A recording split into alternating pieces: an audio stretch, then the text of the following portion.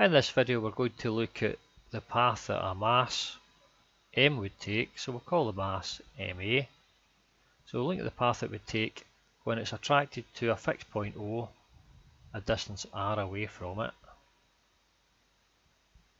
When the force is a direct distance law, so the force here is going to be a force of attraction. It's going to be written as m mu r. Okay, so in the previous video we looked at the same scenario, but it's an inverse square law, so the force was directly proportional to 1 upon r squared. Now the force is directly proportional to r, and we're going to show it still travels round in an elliptical orbit.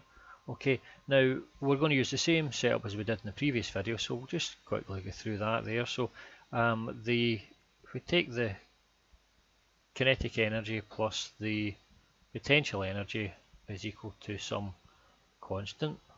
Okay, so it means that we can use the principle of least action, and we can say that 2 times the integral of the potential energy with respect to time from A to B will give you some stationary value I. Okay, so again we've mentioned that in previous videos, so you can go and have a look at previous videos if you're not sure where that came from. So that can be rewritten as 2 times the integral from A to B of the kinetic energy, which is a half m v squared by dt, and the halves cancel out and we can take the m out of the integral because it's a constant. So the integral from A to B of v squared by dt. Now we're going to do this in terms of small displacement ds, so we can write v, the instantaneous velocity, is equal to ds by dt. So we can say that v dt equals ds. So we can take the v dt here into this, and we're going to be left with the integral from m times from A to B of v ds equals our stationary value I. Okay, so that's a little equation there we want to take a note of. Now what we're going to do is we're going to rewrite that, and we're going to find a value of v, and we're going to find our value of ds. Okay, so what we want to again look at is v in terms of our radius. Okay, so we want v in terms of radius r, just as in the previous video. Okay, so what we can do is we can note that in order to get the potential energy of this system here, we're going to find the integral of f dr. In this instance here, it's going to be, and again it's going to be r to infinity. Okay, so it's going to be the integral of m mu r dr, so that's going to equal a half m mu r squared. Okay, so from the conservation of energy, we can then write that the potential plus the kinetic plus the potential is going to equal a half m v squared plus a half m mu r squared, and we'll just rewrite this and find out the value of v in terms of our value r. Okay, so that's just going to equal our v squared is equal to 2k minus mu r squared. So we can rewrite that then as v squared, and again it's just getting this in this kind of standard form, v squared equals mu, take a factor of mu out, 2k upon mu minus our r squared. Okay, and then if we replace this 2k upon mu via a squared, we can say that a squared equals 2k upon mu.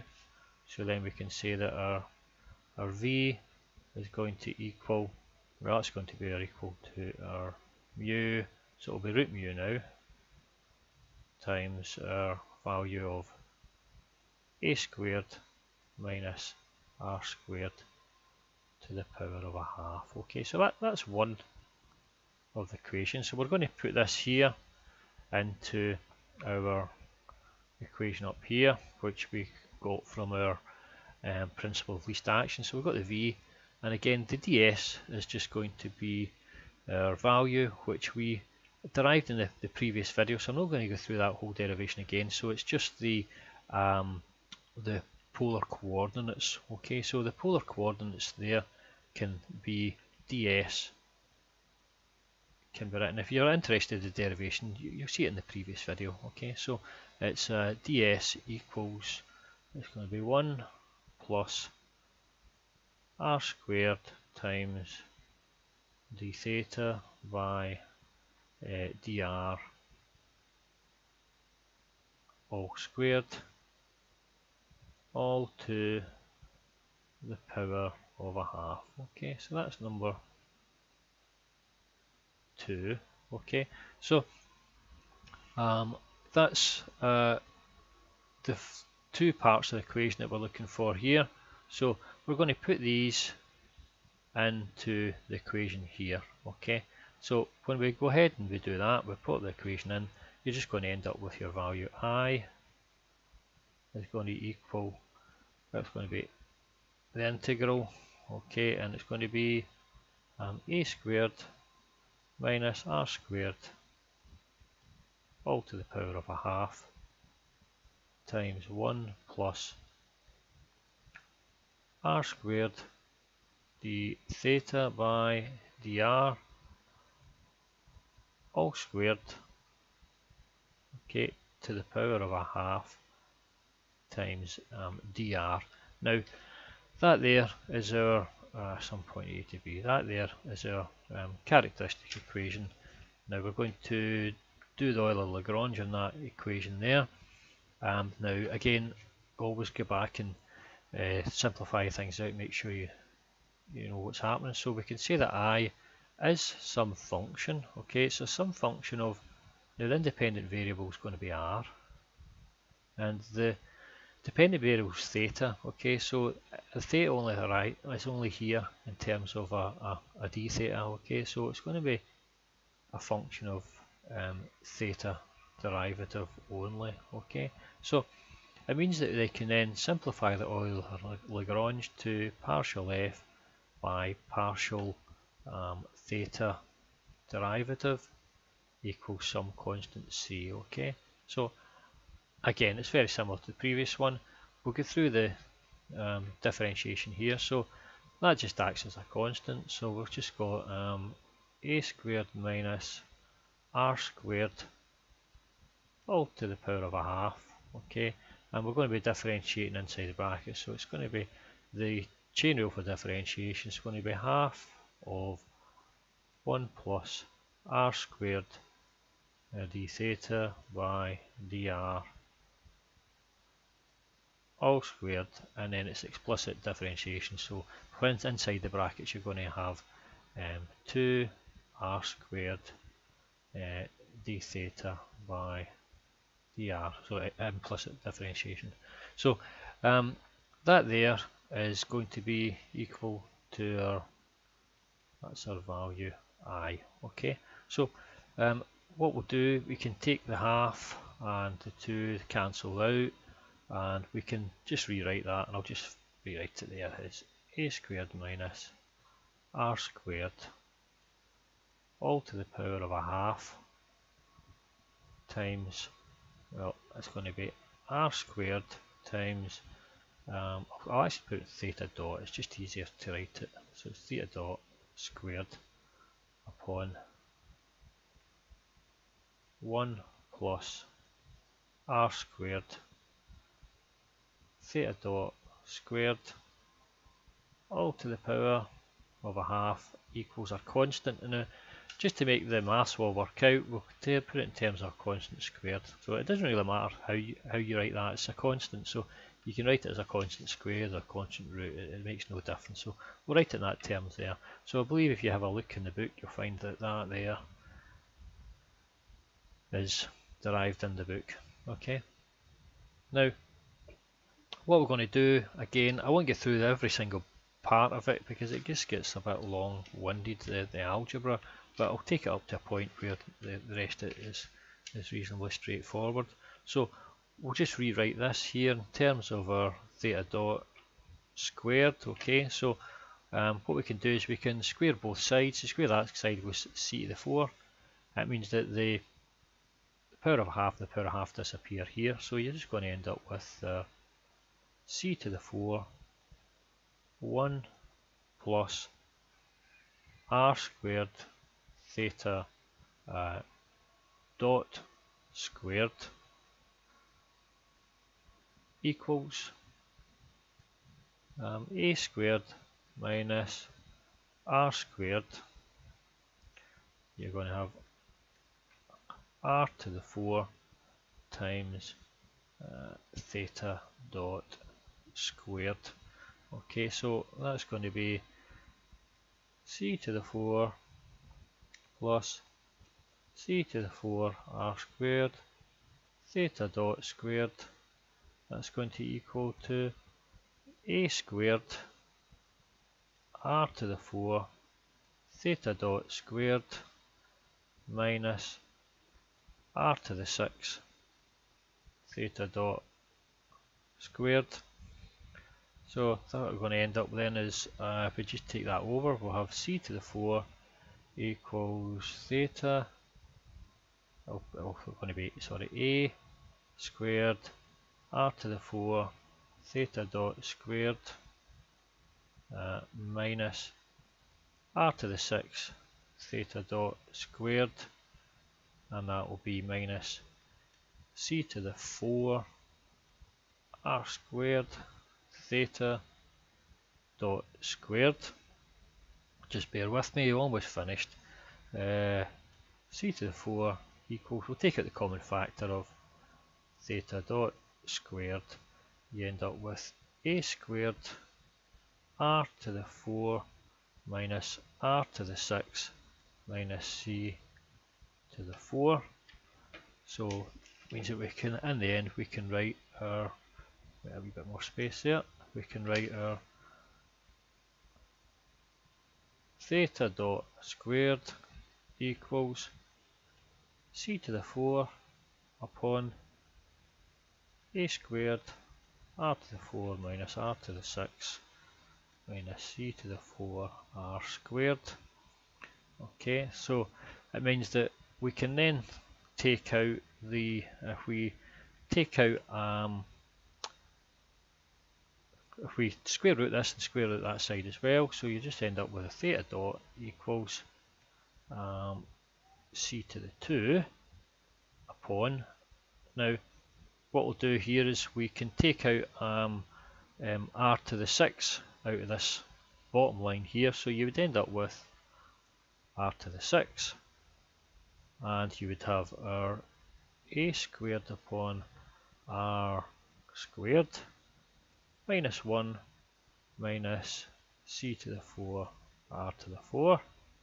Okay, and then when we take the square root of the bottom end, we'd have a square root of that.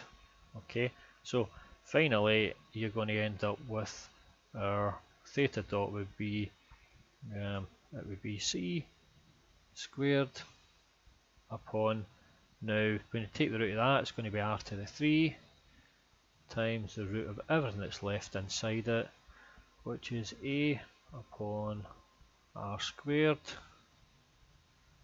minus 1 minus c to the 4 upon r to the 4. Okay, so that means that what you can do is whenever we integrate this up, and again we're going to use the same standard form that we used in really most of the previous videos, so we could say the integral of d theta, okay, would be the integral of that above, so it would be I'll put all that in, so it's going to be c to the 2 upon r to the 3 dr, and then it's going to be 1 upon, and it's the brackets here, so it's going to be a upon r squared minus 1 minus c to the 4 upon r to the 4. Okay, and it's all that to the power of a half. That's that root, power of a half. Now, I'm not going to continue with this here.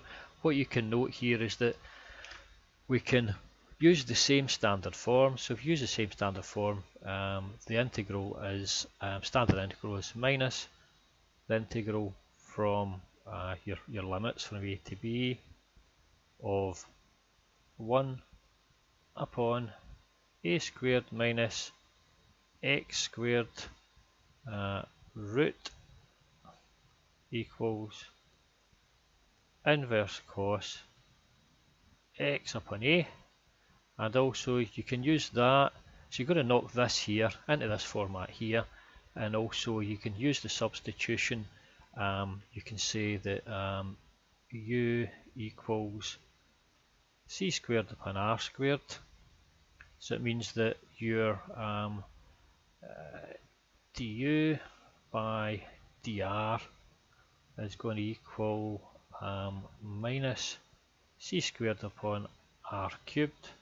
So you can say your du equals c squared upon r cubed dr, that's minus. Okay, so you can substitute this here in for the c squared r cubed dr. You can knock that into the standard format. Okay, now when you've finally done that, and I'm not going to go through because it's just another half a page of algebra. Okay, so we can leave that to yourselves, but when you're done that there, you're just going to end up with the final equation. So the final equation is going to be c squared upon r squared is going to equal a to the 4 upon 4c squared minus 1 all to the power of a half times the cos of theta plus beta plus a squared upon 2c squared. Okay, now that there is the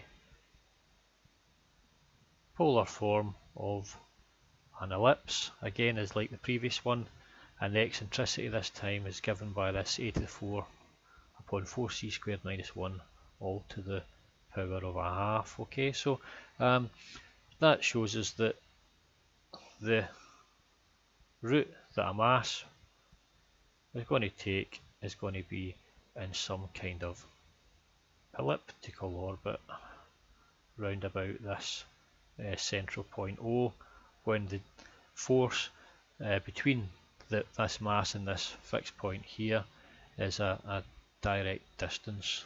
Okay, direct distance law. Okay, so thank you for listening, and goodbye.